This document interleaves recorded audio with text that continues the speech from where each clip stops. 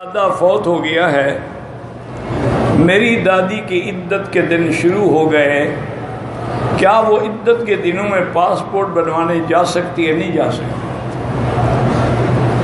ایک ہوتا ہے کہ کوئی ایسا عذر ہو کہ حل کوئی نہیں، مثلا حکومت کہتی ہے نکلو، پاسپورٹ ہے بھی تو ویزا کیسے لگے، وہ مجبوراً تو نہیں ہوتا، ورنہ اس کو نہیں جانا چاہیے۔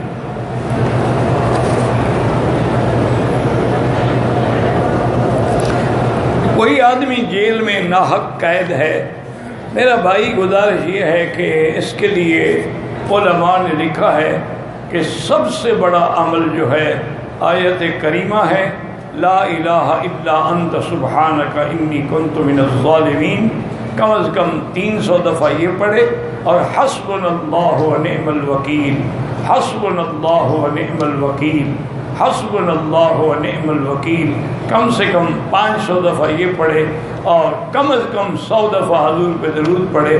انشاءاللہ اللہ کی رحمت سے بہت جلدی اللہ ایسے اسباب پیدا فرمائیں گے کہ نجات ہو جائے گی۔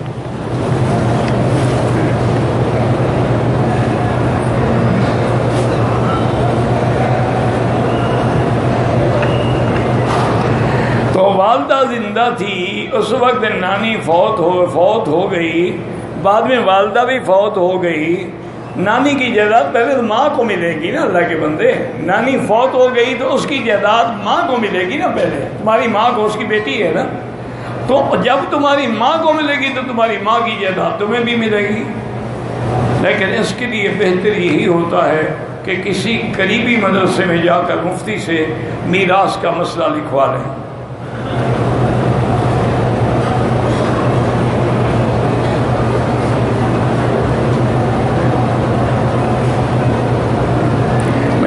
جی کہ ایک آدمی کی 5 بیٹیاں ہیں، ایک بیٹا ہے، خود زندہ ہے، اس نے ہر بیٹی کو 10 ایکڑ، بیٹے کو 20 ایکڑ دے دیے زندگی کے اندر۔ ایک بیٹی فوت ہو گئی تو اس کا تو کوئی حق نہیں بنتا ہے، لیکن اس کا حق جو ہے ایسا کرو کہ کسی mدرسے میں کسی دین کے کام میں ڈال دو جو اس کے مرنے کے بعد بھی اس کو فائدہ پہنچائے۔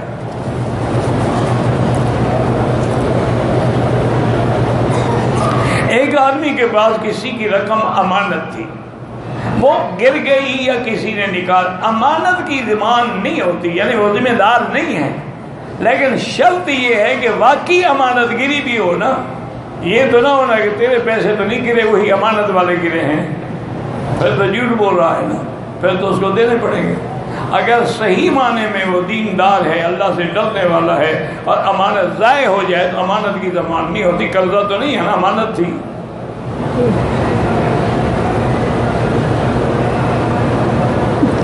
کہتے تھے کہ لوگوں نے طواف میں چپل پہنتے، میرا بھائی بات سمجھو، اگر چپل نئے ہیں، پاک ہیں، اور صرف مطاف طواف کے لیے اور مسجد میں پہننے کے لیے رکھے گئے ہیں تو کوئی حرج نہیں ہے، ورنہ تو اگر قمیض بھی ناپاک ہو تو آپ نہیں پہن سکتے۔ لیکن اگر پاک ہے، لوگ موزے بنا لیتے ہیں، لوگ خاص جوتے رکھ لیتے ہیں تاکہ ان کو تکلیف ہوتی ہے پاؤں میں، تو اگر وہ پاک ہیں اور نئے ہیں جائز ہے۔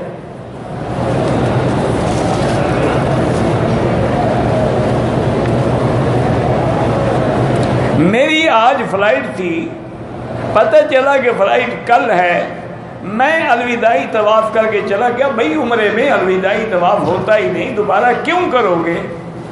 کیا ہے اللہ ثواب دے گا، ورنہ عمرے میں الوداعی طواف نہیں ہوتا، حج میں ہوتا ہے الوداعی طواف۔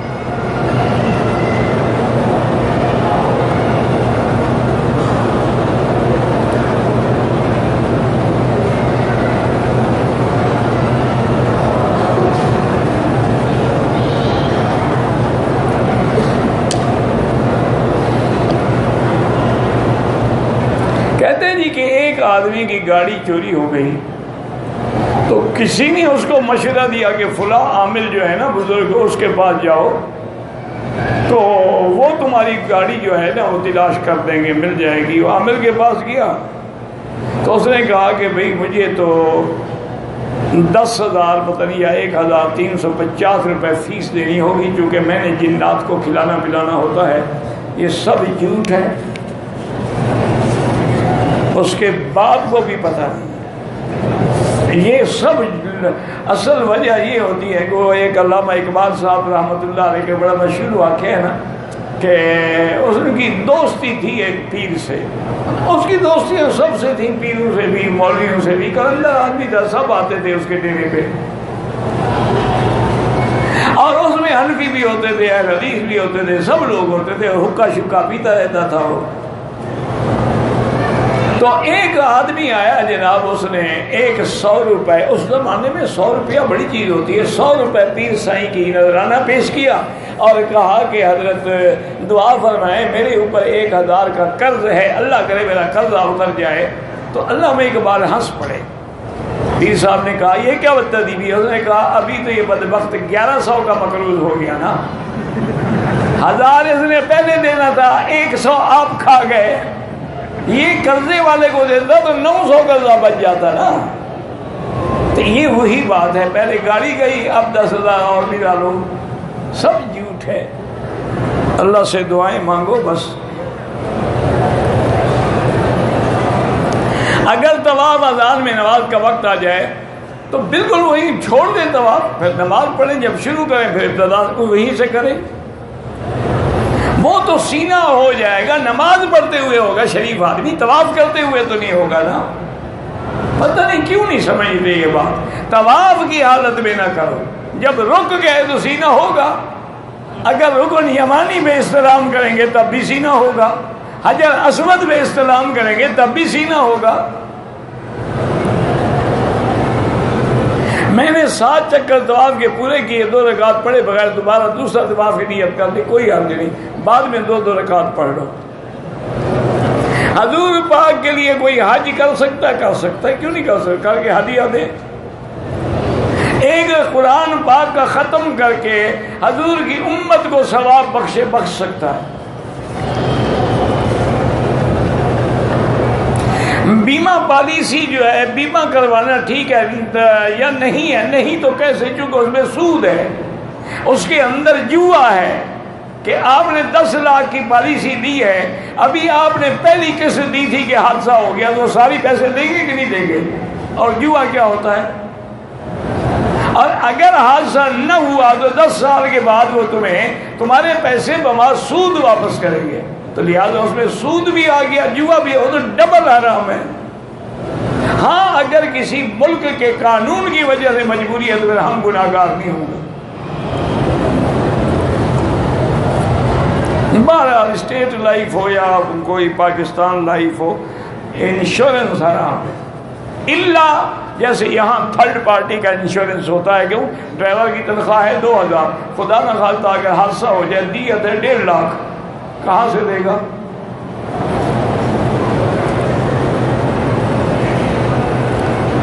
حجر اسود جو ہے جب آیا تھا، ایک تو اصل شکل میں مکمل تھا، دوسرا یہ ہے کہ وہ اتنا روشن تھا کہ اس کی شعاعیں نکلتی ہوئی محسوس ہوتی تھیں. حضور نے فرمایا سب بدت ہو خطایا بنی آدم، آدم کے بیٹے کو ایک گناہوں نے اس کو سیاہ کر دیا ہے.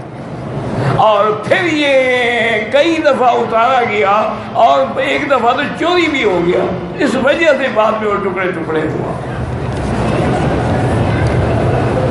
ایک ساتھی نے اپنی بیوی کو 3 طلاقیں دی ہیں، اب کسی غیر مقلد سے فتویٰ لے کے بیوی کو دوبارہ لے آئے، وہ جانے فتویٰ جانے، ہم کیا کریں؟ ورنہ 3 طلاقیں 3 ہوتی ہیں، وہ 1 نہیں ہوتی. لیکن جس نے فتویٰ دیا ہے وہ فتوے والا جانے اور یہ جانے.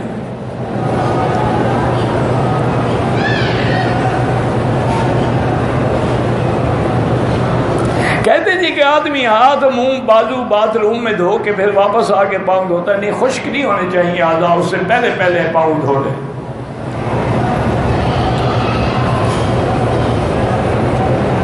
میری بیوی بیمار ہے، اس کے لیے عمرہ کر سکتے؟ بالکل کر سکتے ہیں. اور والدہ بھی نہیں، والدہ کے لیے بھی کر سکتے ہیں. عورت عمرہ کرنے کے بعد اپنے بال خود کاٹ سکتی ہے.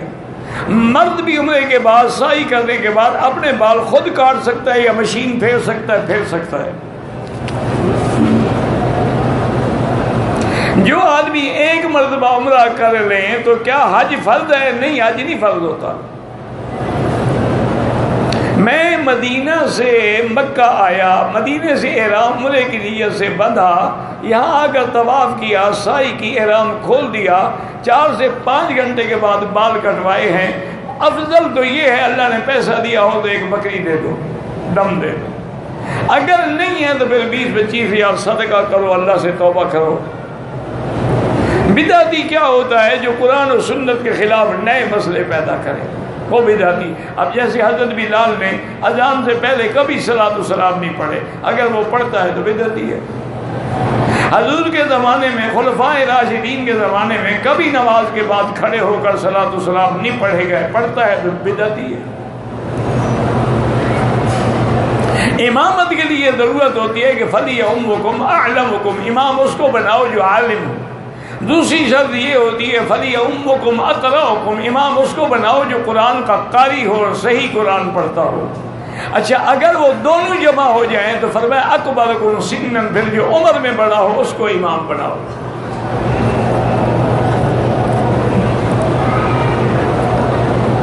اگر ایک امام قرآن میں غلطیاں کا، اس کو امام نہ بناؤ۔ طواف کے دوران پہلے 3 چکروں میں رمل کا حکم ہے، رمل احرام میں ہوتی، آگے پیچھے رمل نہیں ہوتی۔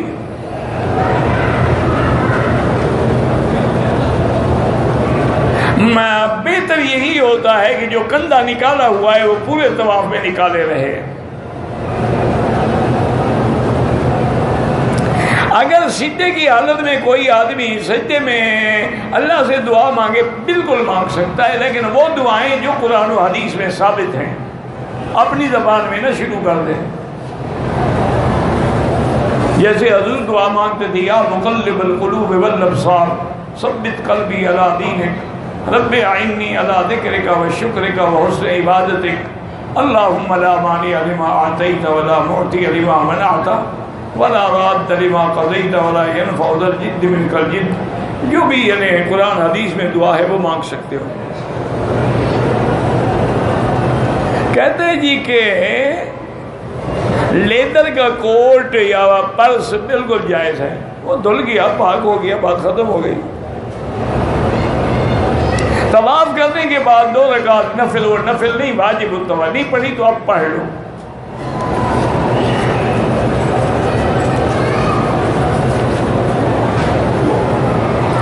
مسجد نبوی میں ایک عالم نے کہا تھا مسجد عائشہ سے عمرہ نہیں ہوتا، اس کے مسلک میں نہیں ہوگا۔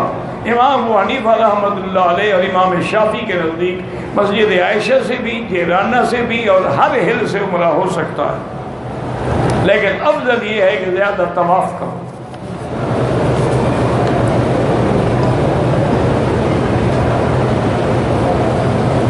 احرام کی حالت میں خوشبو بھول میں لگ گئی، پھر اس کو اتار دیا، دھو دیا، نہیں دھویا، اگر نہیں دھویا اور لگی رہی تو پھر تو اور پورے عضو پہ لگی، ایسے نہیں کہ تھوڑی سی لگی، اس سے دم نہیں پڑتی، صدقہ کر دو۔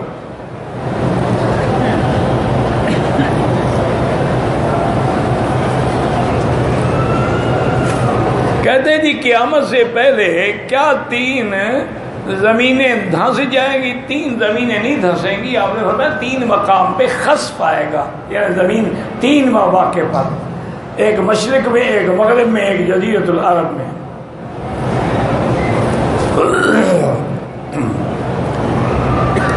اگر رقم بینک میں رکھتے ہیں تو اس پر لگتا ہے، پتہ نہیں کیا لگتا ہے، وہ منافع غریب، وہ رکھے ہی کرنٹ اکاؤنٹ میں، وہی سود نہیں لگے گا، سیونگ میں رکھا ہی نہ کرو۔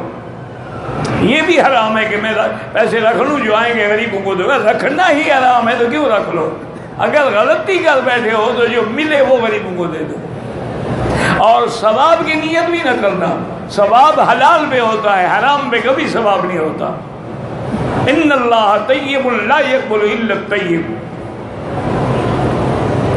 اگر میں نے 4 رکعت سنت کی نیت کی اور نماز کھڑی ہو گئی، 2 رکعت پہ سلام پھیر کے جماعت میں مل کے ٹھیک کیا، وہ 2 رکعت بعد میں پڑھ لو۔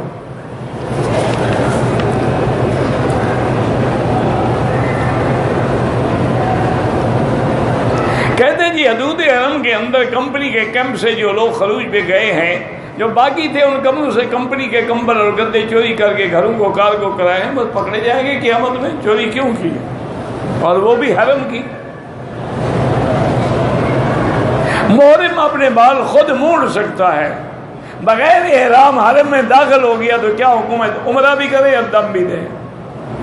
اگر کسی مسافر نے نماز مکمل پڑھ لی کوئی بات نہیں، لیکن افضل یہی ہے کہ قصر پڑھے۔ طواف کے دوران نظر نیچے رکھیں، حجر اسود پہ آگے سینہ بھی کریں، استلام کے وقت سینہ کرنا جائز ہے۔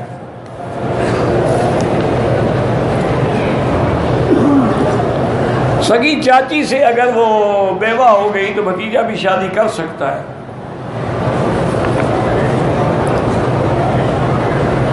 عمرے کی نیت کر کے حرم باغ میں داخل عمرے کا طواف کرنے سے پہلے چند خواتین نے مجھے کہا کہ ان کا عمرہ مکمل ہوا ہے اور بال کاٹنا باقی، آپ بال کاٹ دو۔ ہمیں معلوم نہیں طریقہ کیا، میں نے کہ بال کاٹ دیے دم پڑ گئی۔ جب تیرا عمرہ مکمل نہیں ہوا تم نے بال کیوں کاٹے؟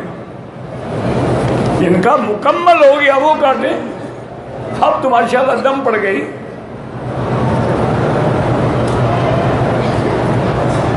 اپنی بیوی پتہ نہیں کیا ہے کہ دودھ پلا سکتی ہے، پتہ نہیں کس کو، اللہ حوالے میں وضاحت تو کرو، بچے کو یا خامد کو؟ وہ وضاحت ہو تو میں جواب دوں نا، کس کو دودھ پلا سکتے ہیں؟ بچے کو پلا سکتی ہے۔ گھر سے نکلا تھا، پتہ نہیں کیا لکھا، پڑھا نہیں جاتا، میں کیا کروں۔ تمام انبیاء علیہم السلام اپنے قبروں میں زندہ ہوتے ہیں، جب شہداء زندہ ہیں تو انبیاء کی شان تو کروڑ درجے زیادہ ہے۔ اگر کوئی آدمی اپنے نام محمد مصطفیٰ رکھے کوئی حرج نہیں، لیکن یہ دو نام ہیں، صرف محمد کافی ہے یا صرف مصطفیٰ کافی ہے۔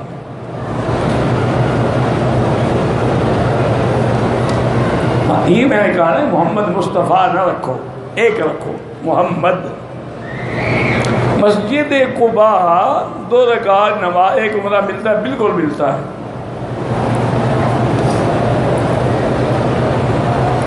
ہم 16 افراد پاکستان سے عمرہ کیا، کل مدینہ طیبہ روانہ ہوں گے۔ ہمارا ایک ساتھی کل کا واپس پاکستان چلا گیا ہے، جن کا ذہنی توازن بگڑ گیا تھا، ٹکٹ بھجوا کر اپنی رضامندی سے انہیں واپس بلایا ہے۔ ڈاکٹر سے بھی علاج کرائیں گے، ان کا اموات ہو گیا بیچارہ، جب اس کا دماغ ہی صحیح نہیں ہے اس کا کیا قصور ہے؟ اس کو تو لانا بھی نہیں چاہیے تھا نا۔ میری بیوی فوت ہو گئی، بڑی فرما بردار تھی، جب میں خواب میں دیکھتا ہوں تو کھانا تقسیم کر رہی ہے تو اس کو کہتی ہے خیرات کرو میرے لیے، یہ نہیں کہ اسی کے کھانے کے لیے انتظار میں بیٹھے رہو، تم خیرات کرو اس کے لیے۔ میری بیٹی جوان ہے، اس کا نکاح اپنی مرضی سے کسی اور جگہ کرنا چاہتا ہوں، جبکہ میری بیوی راضی ہے، بالکل نہ کرو، جب تک بھی بیٹی راضی نہ ہو اس کا نکاح نہ کرو۔ جہاں ماں باپ کو حق ہے وہاں لڑکی سے اجازت لینا بھی حق ضروری ہے۔ یہ تھوڑا ہے کہ بھیڑ بکری ہے جس کو پکڑ کے دے دو۔ اگر کسی آدمی کی عشاء کی نماز فرضوں کے بعد کی سنتیں وتر رہ جب بعد میں قضا کرے، پاکستان کی تبلیغی جماعت تبلیغ کر رہی ہے، اس میں جانا چاہیے، جا کے دیکھ لو، اگر وہ کوئی برے کام سکھاتے ہیں تو چھوڑ دینا، اچھے کام ہو تو لگے رہنا، تجربہ کرو نا کہ وہ کیا کرتے ہیں، کیا سکھاتے ہیں۔ چوری سکھاتے ہیں، ڈاکہ سکھاتے ہیں، گالیاں دینا سکھاتے ہیں۔ اچھی اور ایک نیک عورت کی خواہش ہے نکاح کیا عمل کروں، 3 دفعہ سورۃ الرحمن پڑھ کے اللہ سے دعا مانگو۔ دوسری مرتبہ عمرے کے لیے احرام کو دھونا چاہیے، بالکل نہیں دھونا چاہیے، عمرے کرنے سے احرام پلید نہیں ہو جاتا۔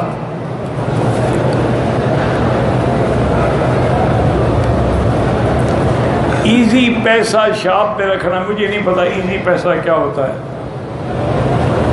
جہاد میں پتہ نہیں کیا ہے، کشمیر میں تو وہاں کے جو قریبی مسلمان ہیں ان کی ذمہ داری ہے۔ سب کی نہیں ہے۔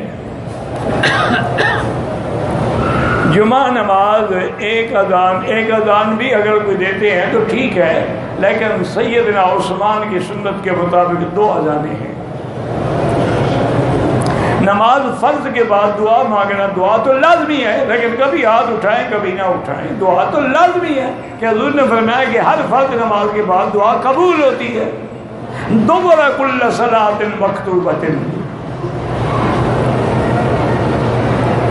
کہتے سیڑھی پہ چڑھنے با اترنے کے ٹائم الصمد کہتا ہے، غلط کہتا ہے، چڑھو تو اللہ اکبر، اترو تو سبحان اللہ۔